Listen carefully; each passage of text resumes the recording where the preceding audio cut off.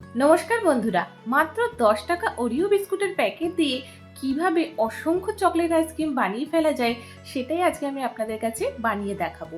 বাচ্চা থেকে বড় সবাই তো আইসক্রিম খেতে খুবই পছন্দ করে, আর বাচ্চারা তো চকলেট আইসক্রিম হলে আর কিছুই চায় না।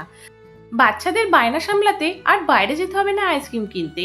খুবই কম উপকরণে, একদম ঝামেলা ছাড়াই মাত্র 2 মিনিটের মধ্যে ওরিও আইসক্রিম কিভাবে বানালাম সেটাই দেখে নেওয়া যাক, চলুন।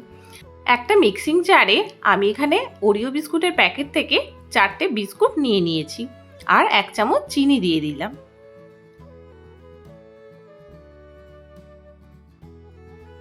এবার আমি এখানে ফুল ক্রিম দুধ 1 কাপ দিয়ে দেবো।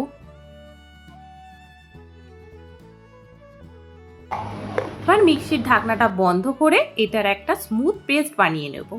দেখুন, পেস্টটা ঠিক এরকমই হবে, খুব পাতলাও নয় আবার খুব গাঢ়ও নয়।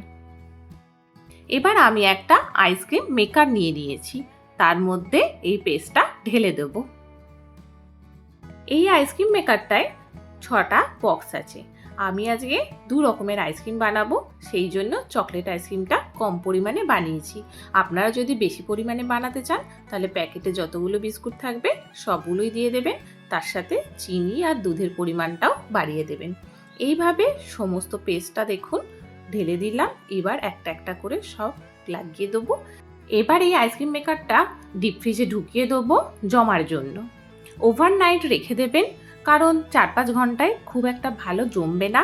ওভারনাইট রেখে দিলে খুব ভালোভাবে জমে যাবে।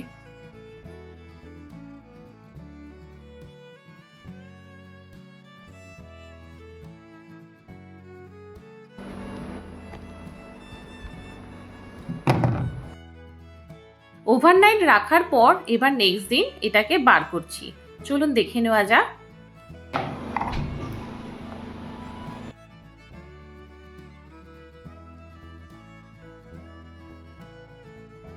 এবার আমি একটা বাটি নেব, বাটির মধ্যে জল দিয়ে দেবো, নর্মাল কলের জল। তারপর এই আইসক্রিম মেকারটা বসিয়ে দেব। আর দেখুন আমি গ্লাসে জল ঢালছি যাতে এই আইসক্রিম মেকারের পুরো নিচেরটা জলে ডুবে থাকে, সেইভাবে রাখতে হবে। এইভাবে 10 থেকে 15 সেকেন্ড রাখার পর আমি এটা বার করব। আমাদের চকলেট আইসক্রিম একদম রেডি হয়ে গেছে। আর বাইরে যা অতিরিক্ত গরম, আইসক্রিম বার করতে না করতেই গলতে শুরু করে দিয়েছে।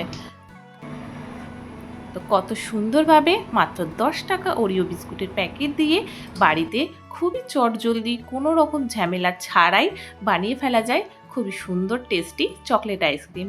তো আমার ভিডিওটা কেমন লাগলো বন্ধুরা?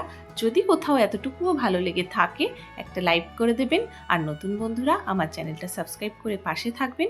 পুরনো বন্ধুদের অসংখ্য ভালোবাসা, ভালো থাকবেন।